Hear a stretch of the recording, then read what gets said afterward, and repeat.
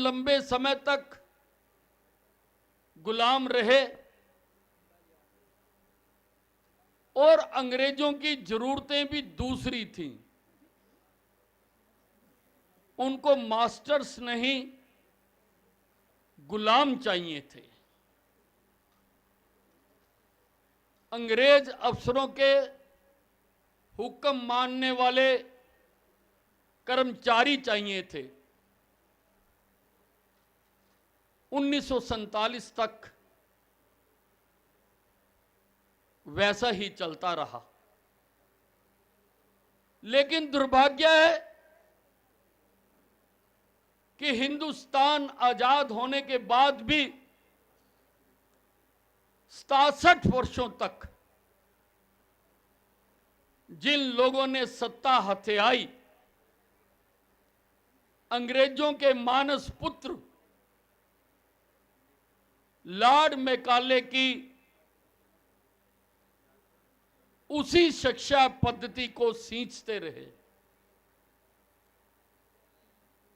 उसी को आगे बढ़ाते रहे। हमें हमारी संस्कृति से अलग कर दिया गया। हमने किताबें तो पढ़ी, लेकिन ज्ञान हमारे से दूर हो गया। शिक्षा का पहला सिद्धांत है कि शिक्षा कैसी हो।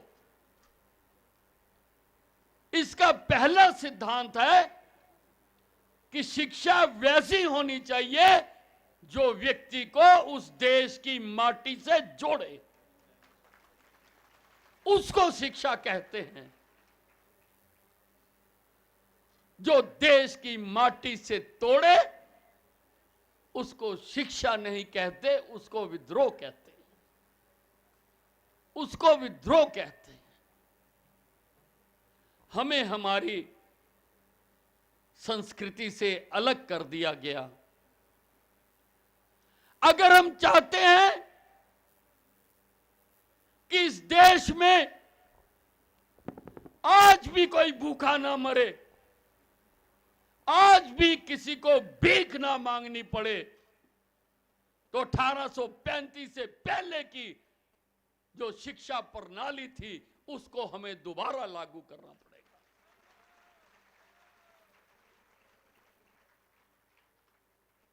उसको हमें दोबारा लागू करना पड़ेगा। हमें शिक्षा के साथ साथ हमारे देश की सभ्यता क्या है, हमारे देश के संस्कार क्या हैं, वो हमें बताने पड़ेंगे। हमारे साथ बहुत खिलवाड़ हुए, बहुत षड्यंत्र हुए हमारे साथ।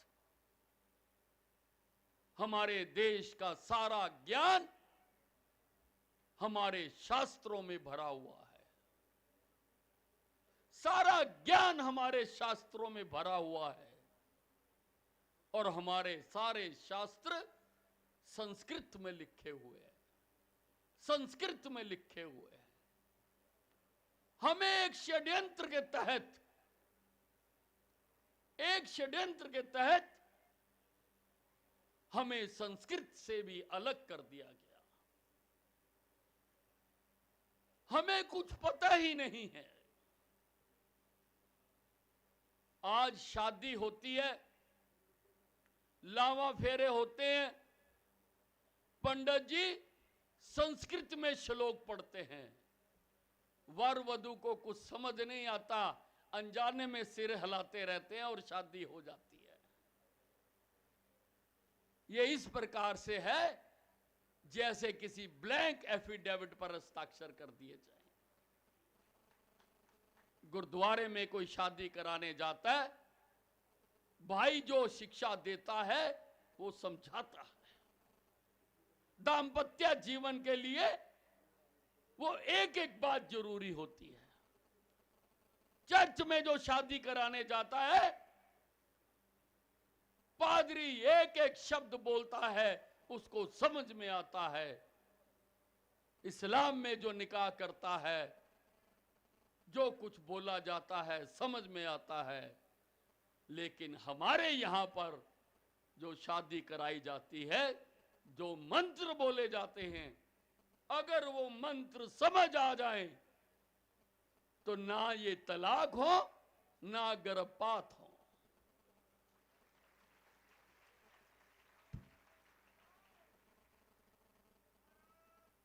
ये जो आज प्रधानमंत्री जी को बेटी बचाओ बेटी पढ़ाओ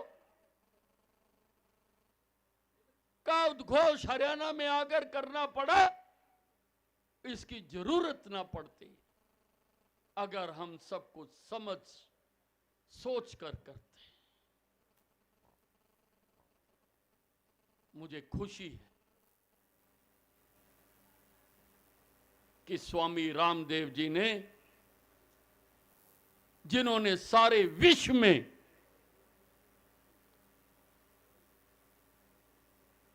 योगा और आयुर्वेदा का प्रचार किया, उन्होंने आचार्य कुलम की श्रृंखला सारे देश में स्थापित करने का निर्णय किया और उस श्रृंखला का सबसे पहला पौधा हरियाणा में लगाया जा रहा है।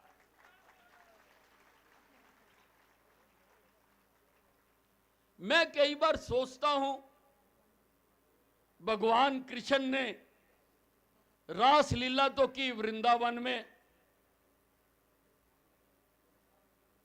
और राज किया जाकर गुजरात में, लेकिन गीता का ज्ञान देने के लिए उन्होंने हरियाणा को क्यों चुना? मैं कई बार सोचता हूं, द्वारकाधीश उन्होंने गीता का ज्ञान जो युगों युगों तक मानी मात्र के जीवन का रास्ता प्रशस्त करने के लिए, मनुष्य को इंसान बनाने के लिए जो एक ज्ञान का सागर है, उन्होंने हरियाणा की धरती पर क्यों आकर किया? क्योंकि माली अपना पौधा वहां लगाता है जो जमीन उपजाऊ होती है। जो जमीन उपजाऊ होती है, रहे कहीं, लेकिन उपजाऊ जमीन में खेती करना चाहता है। उसी प्रकार स्वामी रामदेव जी भी हरियाणा की धरती से इस आचार्य कुलम की, हालांकि हरिद्वार में है, लेकिन वो वहीं तक था। अब इसको सारे देश में फैलाने के लिए आचार्य कुलम का बीज इस हरियाणा के धरती पर आज बोने जा रहे हैं। जो बच्चे तैयार होंगे उनको उच्च शिक्षा के साथ साथ, हमने कभी भी मना नहीं किया कि शिक्षा तो कहीं से भी मिले, ले लेनी चाहिए, कहीं से भी मिले, लेकिन अपनी सभ्यता और संस्कृति को भी इन आचार्य कुलमों में बच्चों को सिखाया जाएगा। ये जो स्कूल है, मैं इनको आधुनिक भारत के कारखाने मानता हूं। बच्चे कच्ची मिट्टी के समान हैं। आप जैसे सांचे में ढालोगे वैसे ही ढल जाएंगे, वैसे ही ढल जाएंगे जैसे सांचे में डालोगे। सांचे में पहले भी ढाले जाते थे, लेकिन उससे जो पुतले बनते थे उनमें प्राण नहीं होते थे। अब जब संस्कृति और सभ्यता का भी समावेश हो जाएगा तो अब इन आचार्य कुलमों से जो बच्चे तैयार होकर जाएंगे उन पुतलों में संस्कृति के प्राण भी होंगे।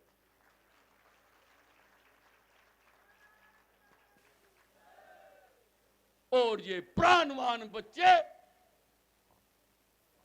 सारी चुनौतियों को स्वीकार करने के लिए तैयार होंगे। सारी चुनौतियों को, अभिनव भारत का निर्माण करने के लिए हमें जिस प्रकार से बच्चों की तैयारी चाहिए, विश्व स्तर पर सभी प्रतिस्पर्धाओं में जीतने की ताकत चाहिए, हिम्मत चाहिए, वैसे बच्चों का निर्माण इन आचार्य कुलम में किया जाएगा। हर चुनौती का सामना कर सकेंगे और हर क्षेत्र में आगे बढ़कर अपना परचम लहराएंगे, आसमान को छुएंगे। मैं उन बच्चों को भी मुबारकबाद देना चाहता हूं, उन मां बाप को भी मुबारकबाद देना चाहता हूं जिन्होंने अपने बच्चों को इस आचार्य कुलम में तैयार कराने के लिए आचार्यों के अपने बच्चों को समर्पित किया है।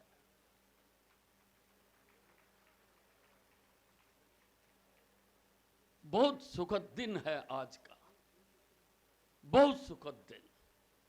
एक नई क्रांति शुरू होने जा रही है आज हरियाणा प्रदेश से। एक नई क्रांति शुरू होने जा रही है हर क्षेत्र में, शिक्षा के क्षेत्र में भी और आयुर्वेदा और योगा के क्षेत्र में भी। हमने आचार्य जी को ब्रांड एम्बेसडर बनाया है। हरियाणा में 6500 गांव हैं। हर गांव में, हर बस्ती में योगशालाएं खोली जाएंगी और वहां पर सबको योगा सिखाया जाए। हर स्कूल में जितने भी प्राइवेट जहां सरकारी स्कूल हैं, हम कानून बनाकर उन स्कूलों में योगा का सुबह का पीरियड, योगा का पीरियड हुआ करेगा, ताकि हर बच्चे को योगा की शिक्षा दी जा सके। हर बच्चे को। हमारी संस्कृति तो ऐसी संस्कृति है, आप इसकी एक शाखा पकड़ लीजिए, एक उंगली पकड़ लीजिए, बाकी सारा का सारा ज्ञान अपने आप आपकी तरफ बहता चला जाएगा। हम स्कूलों में गीता का ज्ञान भी देने जा रहे हैं। हर स्कूल में हम हरियाणा को योगा और आयुर्वेदा की देश की राजधानी बनाने जा रहे हैं। एक क्रांति को आरंभ करने जा रहे हैं। एक क्रांति को आरंभ करने जा रहे हैं। सारे विश्व से अगर किसी को योगा और आयुर्वेदा के बारे में कुछ जानना होगा तो वो हरियाणा की तरफ रुख करेगा। हमने कई परियोजनाएं बनाने का विचार किया है। हम एक हर्बल फॉरेस्ट भी बनाने जा रहे हैं आचार्य बालकिशन जी की देखरेख में। सारे विश्व में हर्बल पार्क तो बहुत सारे हैं, लेकिन हर्बल फॉरेस्ट एक भी नहीं है। हम मोरनी हिल्स को हम हर्बल फॉरेस्ट बनाने जा रहे हैं, जहां पर देश में पैदा होने वाली 25,000 औषधीय पौधों के क्लस्टर लगाए जाएंगे। सारे संसार से किसी भी औषधीय पौधों के ज्ञान लेने वाले को अगर सबका ज्ञान एक जगह लेना होगा तो वो हरियाणा में आएगा, मोरनी हिल्स में आएगा। बड़ी जल्दी हम इसकी और भी योजनाएं बनाने जा रहे हैं। आज एम्बेसडर बनने के बाद पहली बार महाराज श्री हमारे प्रांत में आए। अभी हमने राइस स्पोर्ट्स स्कूल में सरकार की तरफ से मुख्यमंत्री जी ने बकायदा उनका स्वागत किया और हमने तो स्वामी जी को सम्मान देने के लिए, हमारी छोटी बुद्धि है, हम ज़्यादा समझ नहीं सकते, हमने सम्मान देने के लिए कहा। हमने सोचा हम बहुत बड़ी बात कर रहे हैं, हमने कहा हम स्वामी जी को कैबिनेट का दर्जा देंगे।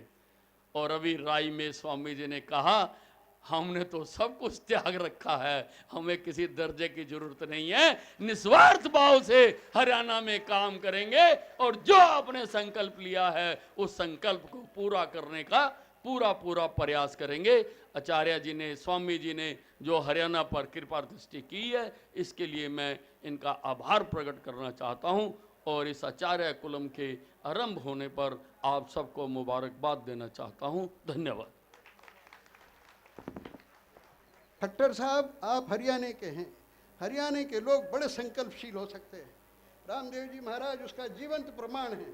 अकेले रामदेव जी ने पूरी दुनिया को हिला के रख दिया। खट्टर जी, आप वो काम कीजिए हरियाणा में कि सारे मुख्यमंत्री यहाँ आके रामविलास जी से कहें, अभिमन्यु जी से कहें कि अभिमन्यु चलो हमको ले चलो, दिखाओ खट्टर जी ने क्या प्रयोग किया है। ऐसा अद्भुत गुरुकुल आज शुरू हो रहा है। मैं यहाँ के शिक्षकों को, संचालकों को, ब्रह्मचारियों को हार्दिक बधाई देता हूँ। आप सबको शुभकामनाएं। हमारे सबके प्रेरणा स्रोत योग ऋषि बाबा रामदेव जी महाराज, मैं नमन करता हूं आचार्य बलदेव जी महाराज को। भाइयों बहनों, ये प्रदेश बने सन 1968 से आज 49 साल हो गए हैं और इन 49 सालों में प्रदेश तो हमने बनाया था कि इसका एक जो पिछड़ापन था वो दूर करके हम विकास की उस गंगा में, मुख्य धारा में देश के साथ आ सकें, जुड़ सकें। ऐसा तो मैं नहीं कहता कि इन 49 सालों में कुछ नहीं हुआ होगा।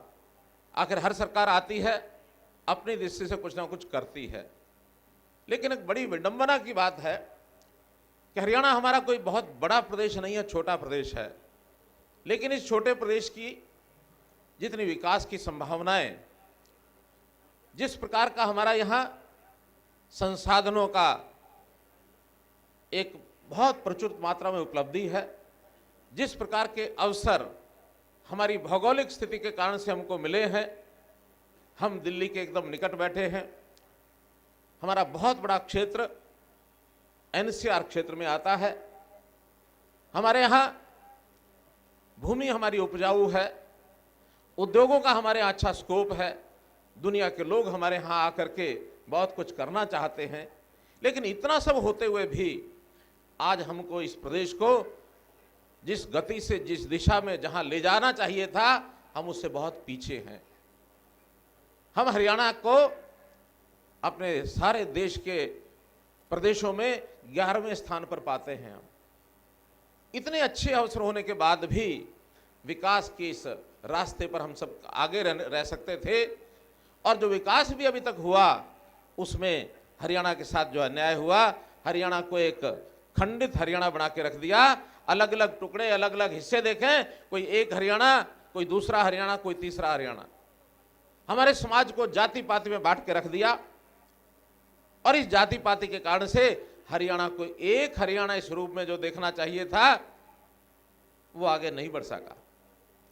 हमने संकल्प लिया है इस हरियाणा का नव निर्माण करेंगे, इस हरियाणा की गति इतनी तेज करेंगे आज तक कभी किसी ने कल्पना नहीं की होगी। मित्रों,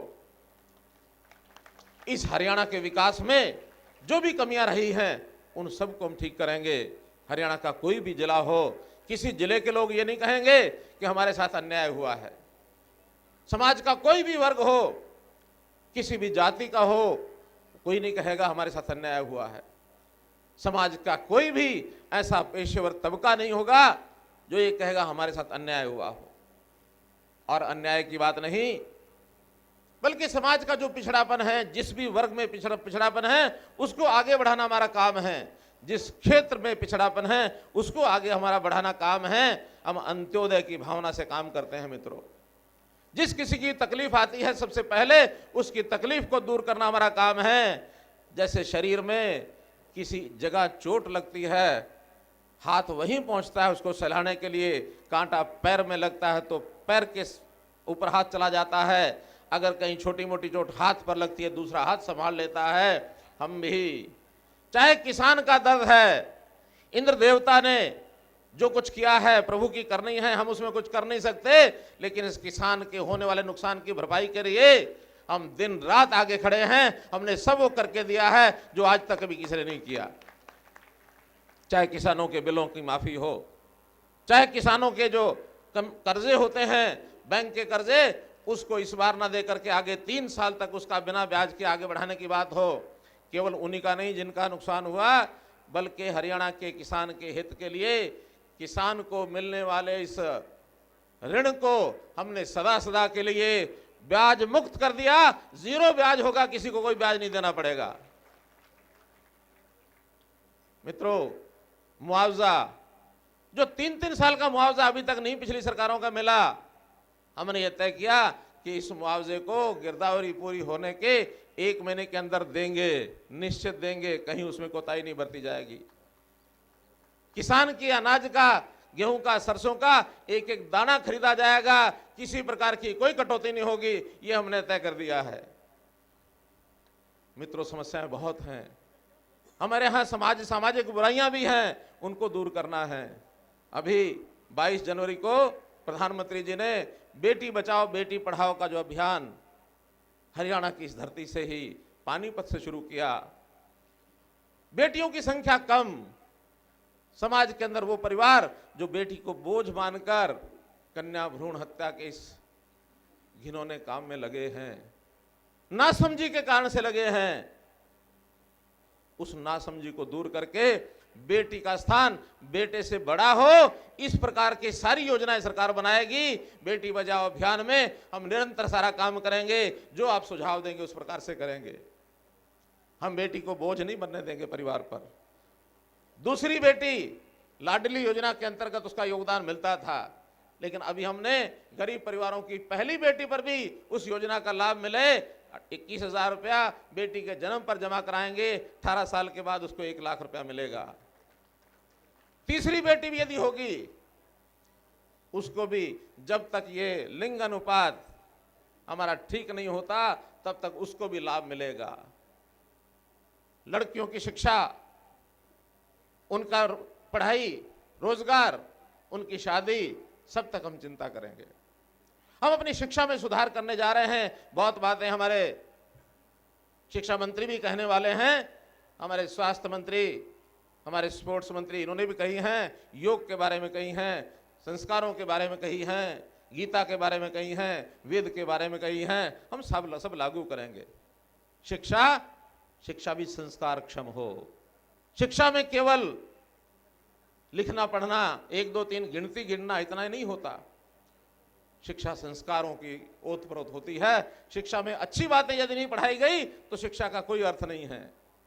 तो मित्रों, शिक्षा को संस्कार कम करना, लोगों के स्वास्थ्य की चिंता करना, व्यायामशालाएं बनाना, कर्मचारी, आज हमारे प्रदेश में 80-90 हजार कर्मचारी ऐसे हैं जो बिल्कुल जिनकी गर्दन पर तलवार है, मालूम नहीं कब हमारी नौकरी चली जाए। ऐसे सबकी रेगुलर भर्ती करना, योग्यता के आधार पर करना, चाहे पुलिस की भर्ती है, चाहे और सरकारी भर्तियां हैं, सब भर्तियों के अगले 6 महीने के अंदर अंदर अमली जामा पहनाया जाएगा। हम वो सब काम जो आज तक नहीं हुए, उद्योगों को एक वातावरण पैदा करना, ताकि दुनिया के लोग, इस देश के लोग और हरियाणा भर के ऐसे लोग जो बाहर तो चले गए, अपने यहाँ उद्योग को स्थापित करना चाहते हैं, उनके लिए सुलभ अवसर पैदा करना, ताकि हरियाणा में उद्योग लगाएं, रोजगार की हर व्यक्ति की चिंता करना, ये सब हम करेंगे। आज तो मात्र इतना मैं कह करके अपना स्थान लूंगा कि ये जो हमारा आचार्य कुलम खुलने जा रहा है, इस स्थान के ऊपर पहले से गौशाला चलती है। उस गौशाला के लिए हमारे सांसद महोदय ने अपनी ओर से योगदान किया है।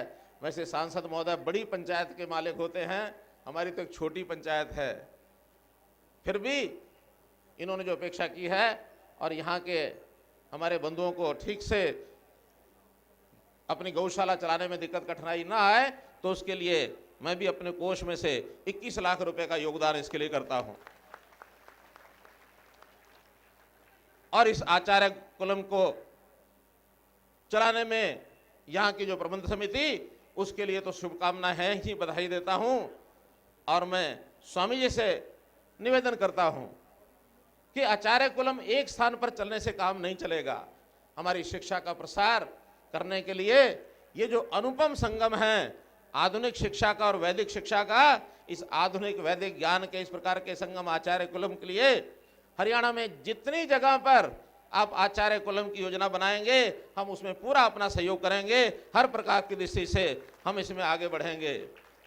स्वामी जी समाज में शिक्षा का दान, ये सब समाज सेवियों का, शिक्षाविदों का, आप जैसे महान जो काम करने वाले समाज के अंदर करने वाले हैं, उन सब का ये एक काम है। सरकार का भी इस काम सहयोग करना है। सरकार अपनी ओर से भी और सामाजिक संस्थाओं की ओर से भी ऐसी शिक्षा देने का ये काम करेंगे। हम उसे अपना हाथ आगे बढ़ाएंगे।